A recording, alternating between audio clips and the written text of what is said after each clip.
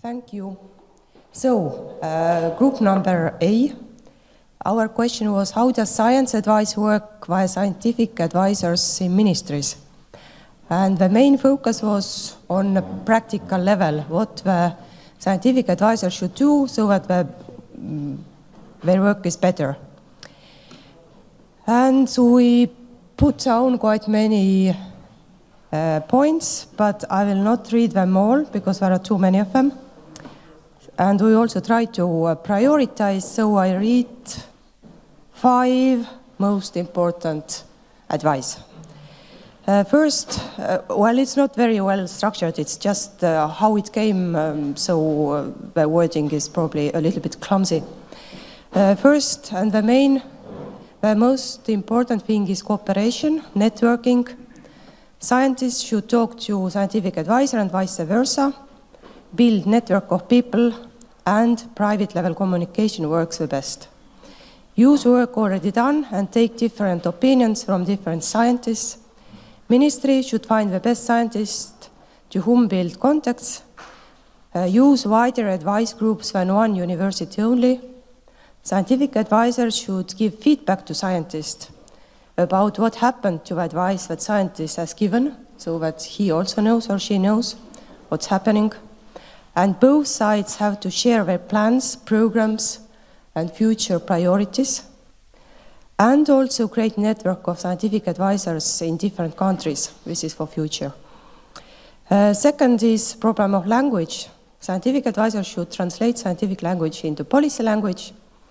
And as you said, content of scientific advice has to be no longer than 6 pages. We should use pictures and graphs, budgets, scenarios, and so on, so that 250 pages opinions is fine, but it's too specific. But it has gone through from presentations of today several times. Third, scientific advisors should be aware of science. They should read papers, build their own opinion. And that's the reason why they should be PhDs, so that they are able to understand science and orientate themselves in several fields. And the position of scientific advisor should actually be higher than it is nowadays, at least in some cases.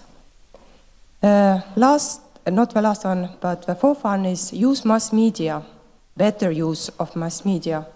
For example, scientists should send them latest study to mass media.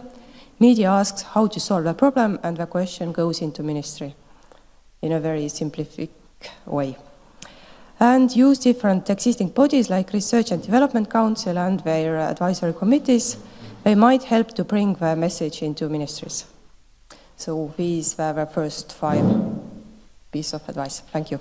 Great. Now I totally understand why the advice of Academy to Ministry of Education and Science concerning science career models didn't work. It was 122 pages long and short summary was 7 pages. Which is far too long for a ministry to digest. Okay, Group B, who is representing? Yes? Bubu. Yep. Tuuli Stewart is my name, and to my surprise, I'm representing our group. I found our group very interesting. Our topic was, is it possible to model policy making? And the first round we had, we tried to define what for each member, what is a model, how we define the model. This was interesting enough, and there were certain aspects we agreed about and certain aspects that we wanted to discuss. We finally agreed about this. It's at least 3 different levels. People dealing with models. There is no model, there is teaching, and there is useful model. So these were proposed by Mario, our leader, and most of us agreed with this. Then we discussed different aspects further, and eventually we came to the core question: what is the policy? And then it got interesting because as many members, as many opinions about this, what is policy? if it was quite easy to about models, to define that models are different for physical world and for social structures, for example, and also models are different when we talk about what was it, neuroscience and person and maybe social structures. Then when we became to policies, it was completely different understandings. So we did agree that policies are meant for limiting or encouraging something, that in policies the main factor is a human factor, and we did agree that policies depend on situation, environment, and that's why policies are very dynamic. So I can't come up with a concrete solution or 3 bullet points that we come up with and we say this is something you should take with you, but maybe our experience is that try to define for yourself what is policy and write it down and see what comes out, and maybe exchange your opinion with your neighbor and see if you agree. Thank you. Thanks a lot. It seems that the massive message between the lines, and we are really experts in reading between the lines, is that all models are wrong, but some are useful. Then we always talk about science advice having in mind that it should go to government or parliament, but there are local governments, there are local policy making, whether we should do something with that. I hope that answer comes from Australia. Not really, and I guess I'm here by default because we didn't actually talk about who was going to be up here at the front. Well, we started off with a very interesting question asking what in fact local was, and a fairly powerful argument was made that in a country the size of Estonia, perhaps everything is local. I'm not quite sure I absolutely agree with that, but it's a point worth thinking about. And I guess we concluded with the fact that we need to have the interactions dependent on what the problem is. We spent a little time, which I guess is not unexpected, talking about the importance of communication and asking questions as to how good we are at that and whether we need to improve. Again, we spent a lot of time talking about the fact that perhaps some of the policy staff in government institutions, in government departments at both state and local levels, perhaps needs to be thought about with respect to their overall education. We certainly need to encourage in every way that we possibly can, not specific, but very high quality education, and get the right staff at the right levels in the right places to be able to communicate with and to be able to interpret some of the things that we say. I guess we then got on to more questions rather than answered. Why do scientists not get involved in politics at all levels, local and state, more? And we talked about the number of scientists that are actually in elected roles. We talked about and asked the question, where can scientists actually get the biggest payback for their effort in terms of influencing policy, and at what level and in what ways that can happen.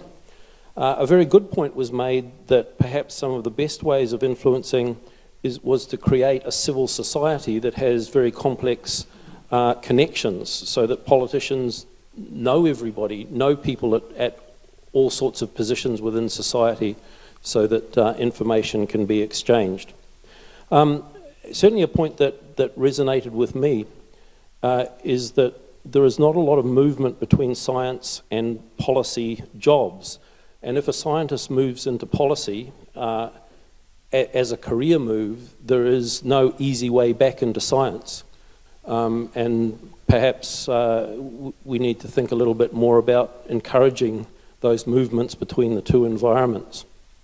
And certainly, I guess a personal comment at the end, there were things that my Estonian colleagues were being quite critical of with respect to Estonia, which in fact were the exact things that I thought Estonia did very well at.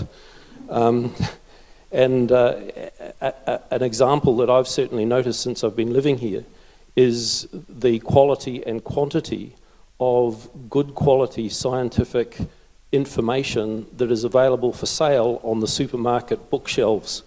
Things like the Horizon and other publications like that that bring science to the community that I quite honestly have not seen anywhere else. Thank you very much, Kevin. We still believe that small is beautiful. And originally it meant that society functions well when small people feel comfortably in society. So thank you very much for your high estimate towards Estonian science popularization activities. Many have contributed to those things. And then I see that the toughest group is represented by Milena Vaikovska. Thank you. Hello, do you hear me? Yes. So our group contributed to the discussions, I hope. We have this skills framework for evidence-informed policymaking for scientists that we have developed in the JRC. I think Maya presented it in the morning. And we covered just some part of it, understanding policy and policy making. Basically, what do you need to know about the policy makers in your field of science, about the policy cycle, about policy legislation that is going on in this. Then we covered some of interpersonal skills, some communication, and some advising skills. And I'll show you very quickly the main outcomes. So if you want, as a scientist, to pass your message to the policymakers, you have to have the right facts, the right time to speak to the right person, and you have to choose, of course, the right way to speak to them. If this is very high-level person in the ministry or in the hierarchy, in general, what you start is with the problem definition and the solution. What's your problem, and how I can help you with what's my solution? The more time you have with the policymaker, the more technical the policymaker is, the more you go in depth. This is like inverted pyramid of the communication with the policymaker. Then you can bring the support information, the data, the background, and methodology comes at the end. Sorry for this, but this is how you get the attention of the policymaker. You can also try to devise different messages, key messages. So you bring your introduction and then you have 3 key messages. And if you have time, if you have the possibility, you then explain each one of them. This is on the level of how you pass the message. Then we had a big discussion on what is really useful. Some tips colleagues shared a lot. We had 3 or 4 or 5 different countries of what they thought is useful and good, and it's working, and what maybe didn't work the best. So we had the idea that the policy briefs should be short, concise, to the point. We have to craft messages according to the audience, use different channels to reach the policymakers, use different messengers, influencer or opinion leaders to bring attention of the policymaker to the specific issue or to the outcomes of your research. You can even, or you should probably even introduce anecdotes, stories, metaphors, narratives. All these things are fantastic when we are speaking with policymakers, with citizens, with anybody, because they're human like us, and everybody loves a good story, everybody loves a good joke. Then, very important to stimulate critical thinking, to distinguish between the policymaker and politician, and a lot of other useful tips. But the most important probably is, and for this I'll take 1 minute, and it's a physical exercise, and I'll ask you, all of you, to stand up. I promise you it's worth it. I am standing. You're standing, you're okay. So look at the people around you, and now I want that everybody who is right-handed to raise their right hand. And now everybody who is left-handed, right-handed, please keep your hands up. Everybody who is left-handed to raise their left hand. Okay, and now we're the scientists. Now try to make as much noise as possible by moving your hand, like this. Okay. This is it. We cannot do it on our own. We cannot do it. We cannot influence the policymakers on our own. We have to do it together, not only together as scientists in communities, but also together with the policymakers if we want to influence policies. Thank you. Thanks a lot, Milena. So the arts of elevator speech will be trained tomorrow by one of the leading broadcast leaders of the Estonian TV, who has its own show weekly. Its show is 1 hour live on air. Urmas Vaino, whose name needs no introduction to Estonia. So that's the quality of our training, about which we are really proud of. There will be a long story before him. Why it's important, was it really important to have the group E? It is a national tragedy of Estonian science that we have more than 80, almost 90% of science produced in public sector. It's not our sort of fortune or our accelerator. It's a tragedy. In Europe, on average, 50% of science is produced in public sector. In the United States, even in Trump's time, 70%. We have less than 10%. And this means that science produced by private enterprises is not on stage normally. It's not on the level of political discussions. This is totally wrong. This is our Estonian distorted view on how the science landscape must be created. And the group leader has already slipped away, as always. He was coming from a small institute of cybernetics. In the backyard of this institute is growing Skype, and they created in the institute mathematical foundations of Bitcoin and blockchain. Small institute. The largest number of people were something about 300. Now they are less than 100. You can do magnificent things in small, private scientific institute.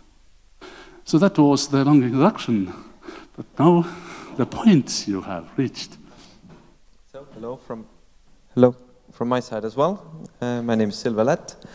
Our group came to a conclusion, as you were talking about the elevator speeches, that yes, definitely, science in private enterprises does have an advisory role as long as it's of excellence. It doesn't matter. Does the advice come from university, NGO, private company? And it comes down to the quality of the question and the interpretation of the answer. The most excellent answers come from enterprises or private enterprises that have research or science in their, so to say, DNA. The example of cybernetica, as you exposed. And we also discussed what drives companies there. If the requirements from the market, if their growth ambition implies collaboration and world market and going into world market, then companies are starting to think whether research science should be there, part of the DNA.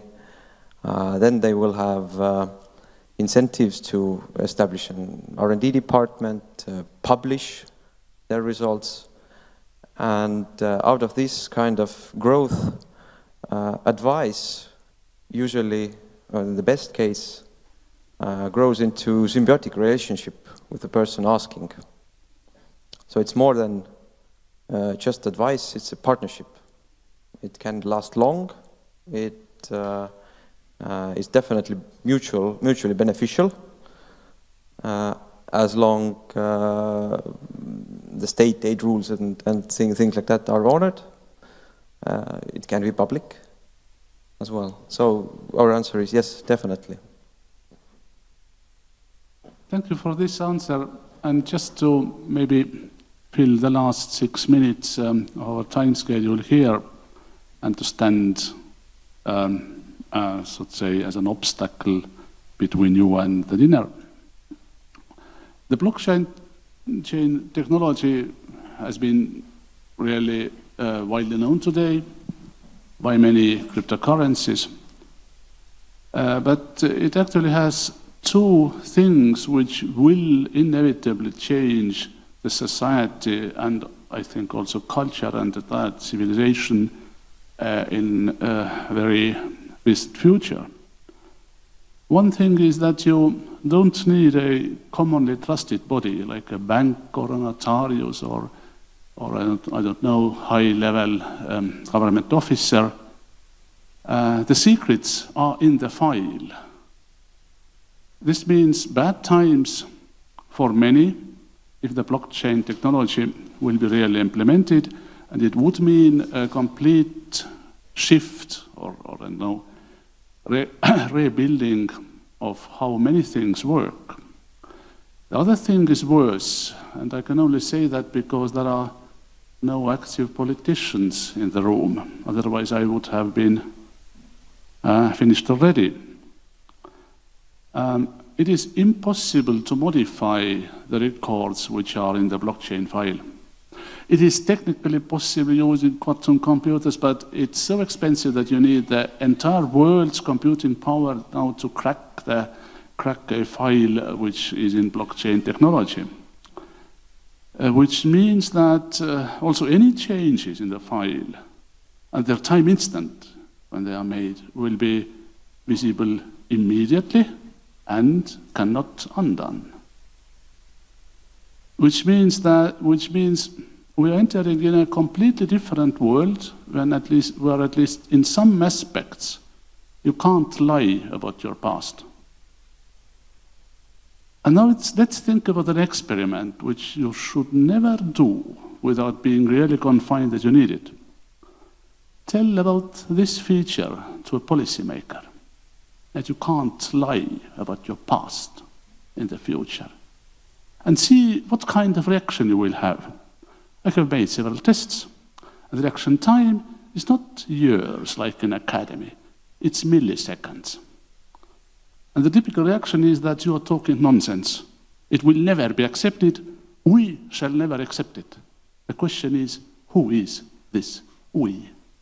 And with that, thanks to everybody, and those who have signed up for dinner, please show up or find a replacement for you.